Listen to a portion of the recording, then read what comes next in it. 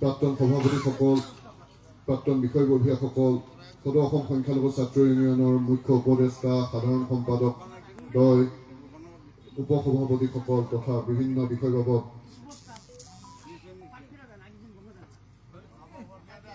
বিষয়বাবদ কাৰ্যনিৰ্বাহ কৰি থকা বিষয়ববীয়াসকল, মঞ্চৰ আগফালে বহি থকা বিভিন্ন জিলা সমিতিৰ পৰা আহি উপস্থিত হোৱা প্ৰতিনিধিবৰ্গ, পোনপ্ৰথমে আজি মই আপোনালোকৰ ওচৰত, সদ্য বিদায়ী সভাপতিৰ ওচৰত, প্ৰাক্তন সভাপতিসকলৰ ওচৰত মই কৃতজ্ঞ হৈ ৰৈছোঁ যে মোৰ নিচিনা এজন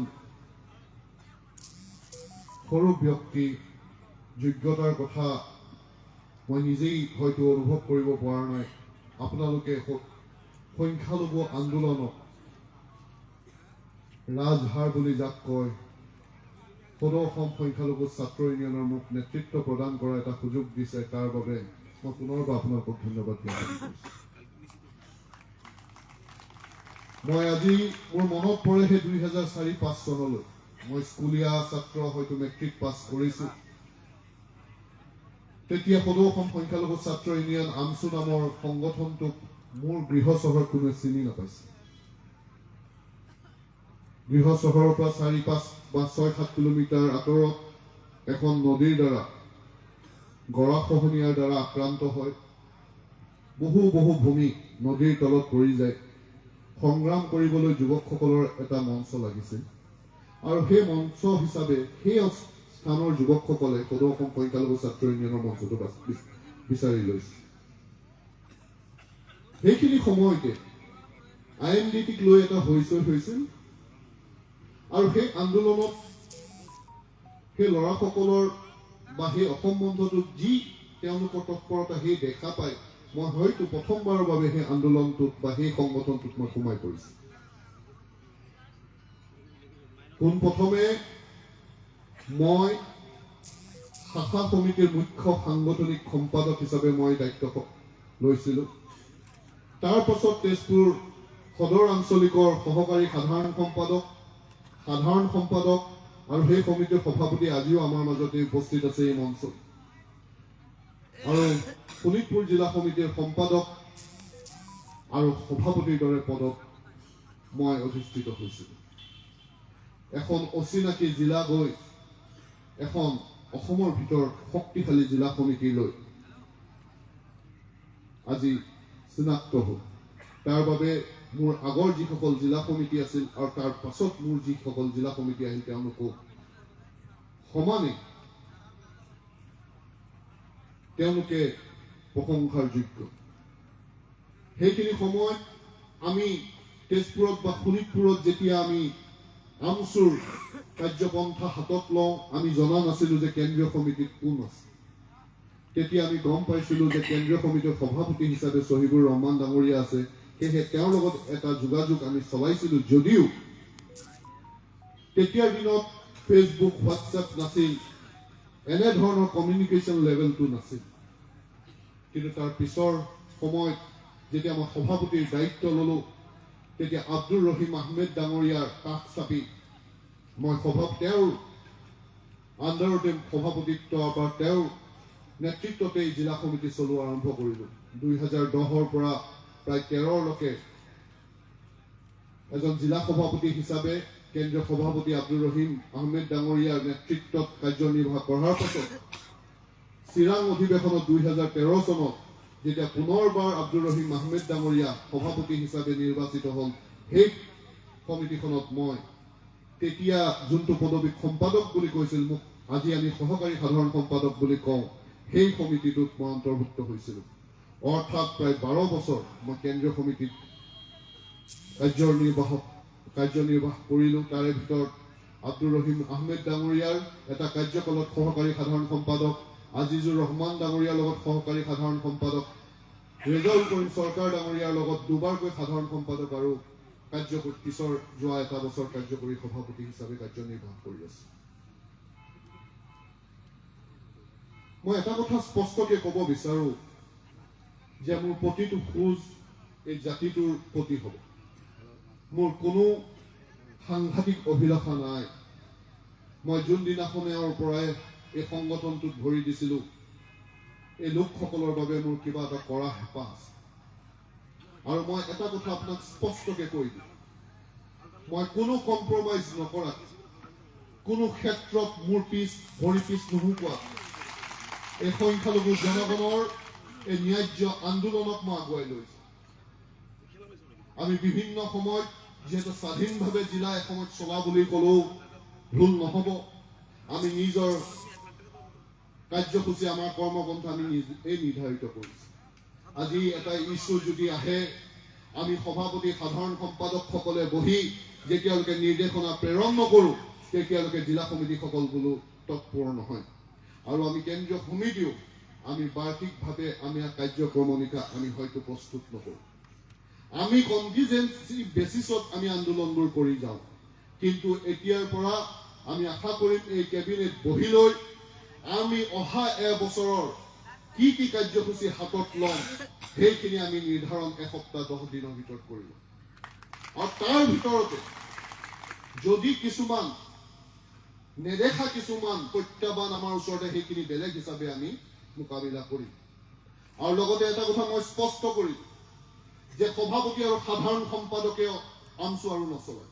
প্ৰত্যেকটো পদবীৰ এটা এটা ডিপাৰ্টমেণ্ট দিয়া হ'ব আৰু প্ৰত্যেকজন পদবী যোনে ইয়াত লৈছে তেওঁলোকে পদবী লৈ গৈ কেন্দ্ৰীয় সমিতিৰ পদবী লৈ গৈ নিজৰ জিলা সমিতিত জিলা বা আঞ্চলিক পৰ্যায়ৰ সদস্যৰ দৰে কাম কৰি থাকিলে নহ'ব।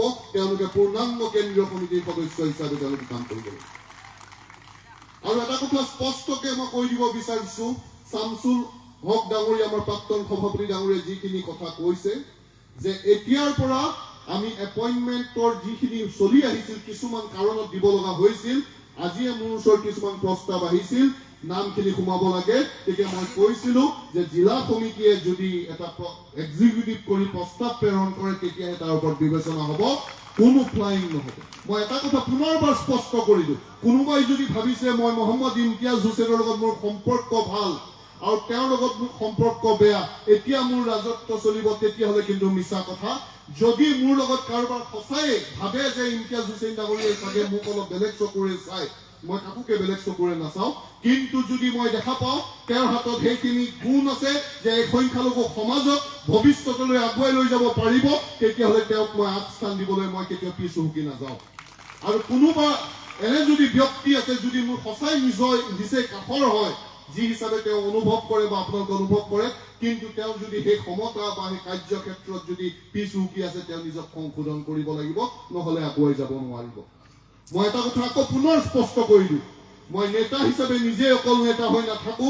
অহা 15-20 বছৰৰ বাবে আমচুৰ যেনে নেতৃত্ব প্ৰস্তুত হয়, তাৰ বাবে নেতৃত্ব প্ৰস্তুত কৰিবলৈ মই ব্যৱস্থা গ্ৰহণ কৰিম। মই নাজানো, হয়তো এই দায়িত্ব লোৱাৰ পাছতে আন্দোলনত আমি সোমাই যাব লাগিব। সদৌ অসম সংখ্যালঘু ছাত্ৰ ইউনিয়নত আমি ইণ্টেলেকচুৱেলি আগুৱাই গৈছো, সঁচা কথা। আমি বিভিন্ন ক্ষেত্ৰত আমি আদালতৰ মজিয়াত গৈ কাৰণে আমি সংগ্ৰাম চলাইছো, সঁচা কথা। কিন্তু এই সংগঠনটো জন্ম দিছিল সংখ্যালঘু সত্তা আগুৱাই লৈ যায় ৰাজপথত চৰকাৰ প্ৰশাসনে যদি আমাৰ ওপৰত অন্যায় কৰিছে তাক প্ৰত্যাহ্বান জনাবলৈ।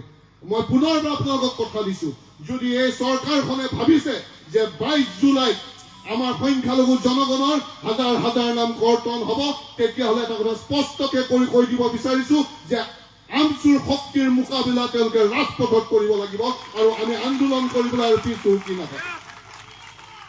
মই এটা কথা স্পষ্টকে কৈ দিব বিচাৰিছো যে এই ক্ষেত্ৰত কেতিয়াও আমি মানি নল'ম যে কোনোবা চৰকাৰৰ মুৰব্বীয়ে অসাংবিধানিকভাৱে এটা জাতিক তুচ্ছ-তাচ্ছিল্য কৰি থাকিব আৰু ইমতিয়াজ হুছেইনৰ নেতৃত্বৰ আমচুৱে বহি নাথাকে।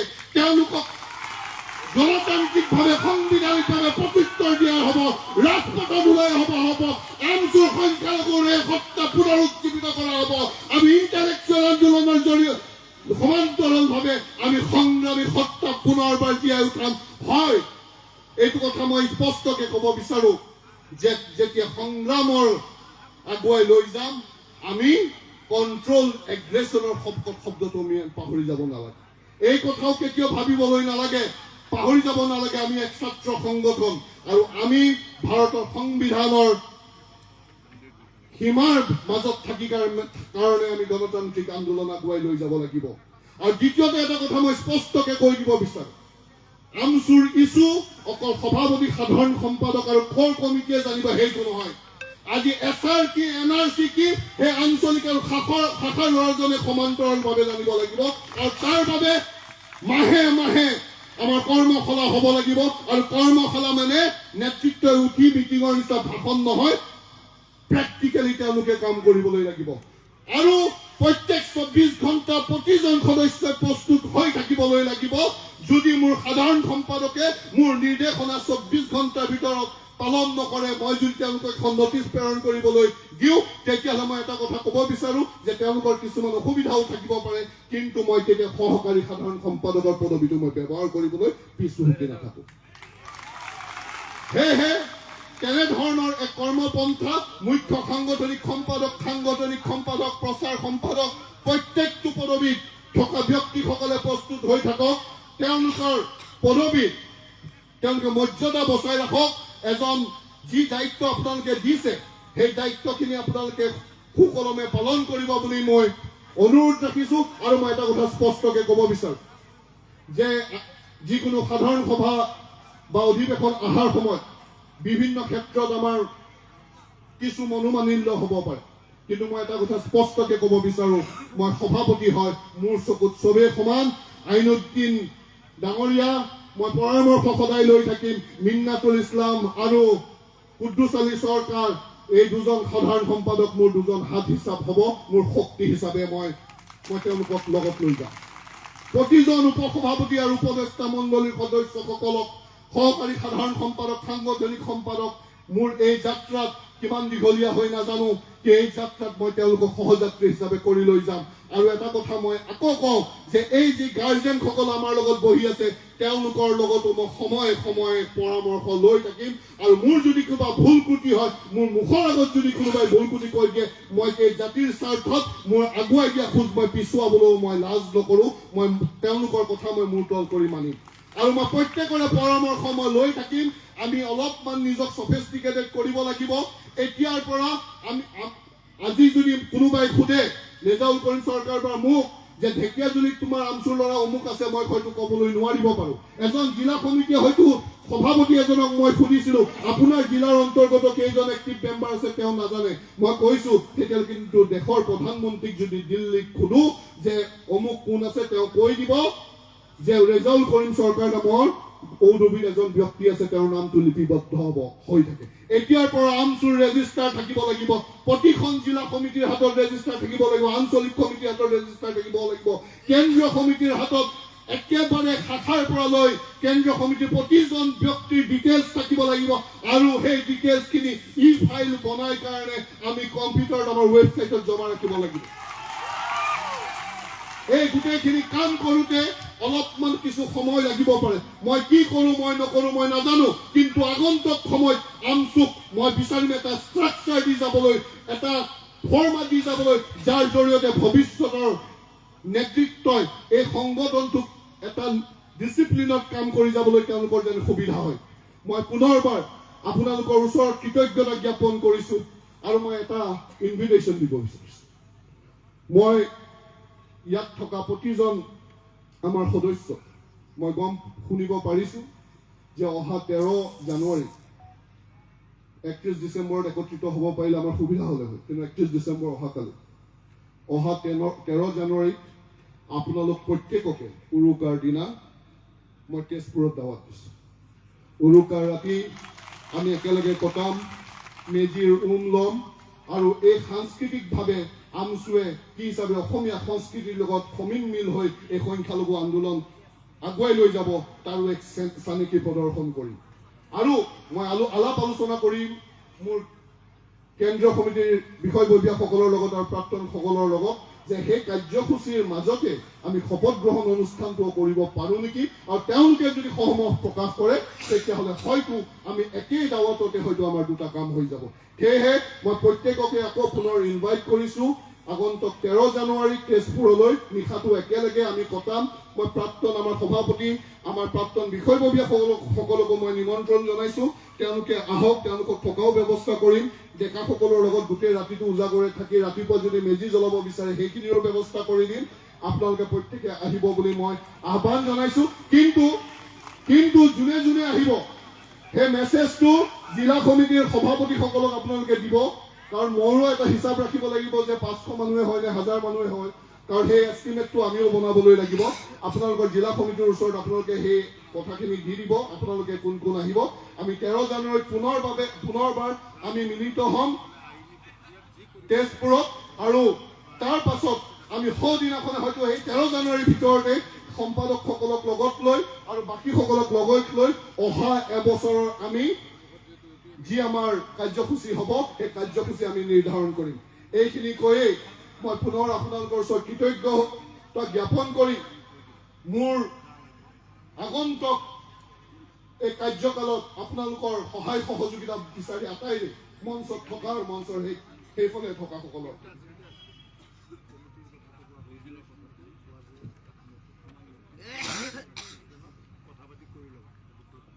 মঞ্চৰ সেইফালে থকা সকলৰ প্ৰত্যেকৰে সহযোগিতা বিচাৰি, আপোনালোকৰ দুৱা বিচাৰি, জ্যেষ্ঠসকলৰ দুৱা বিচাৰি ময়ো যেন এদিন ৰেজাউল কৰিম চৰকাৰ ডাঙৰীয়াৰ নিচিনা আপোনালোকৰ মৰমেৰে মই বিদায় হ'ব পাৰোঁ।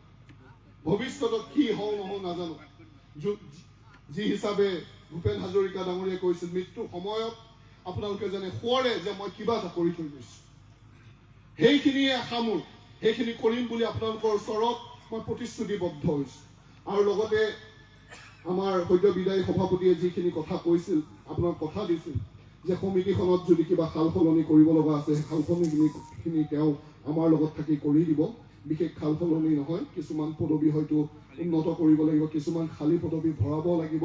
সেইখিনি কাম তেওঁ কৈছে যে বৰ্তমানৰ সভাপতি, সাধাৰণ সম্পাদক তথা অন্যান্য বিষয়ববী আৰু প্ৰাক্তন সভাপতিসকলৰ লগত যি সুবিধা হয় তেওঁ লাষ্ট এটা আমাৰ পৰা কাম বিচাৰিছে, দায়িত্ব এটা বিচাৰিছে। 2-3 দিনত তেওঁ আমাৰ লগত বহি সেইখিনি ফুলফিল কৰি দিব। ৰাতি বেছি হৈছে, আজি আমি বেছি প্ৰেছাৰাইজ কৰিবলৈ নালাগে। তেওঁৰ বাবেও এক বহু আৱেগিক মুহূৰ্ত হৈ পৰিছে এইখিনি, যে তেওঁৰ লগত বহি বাকীখিনি সমিতিৰ যি মুহূৰ্ত আছে আমি তেওঁলোকৰ লগত বহি আমি কৰি ল'ম।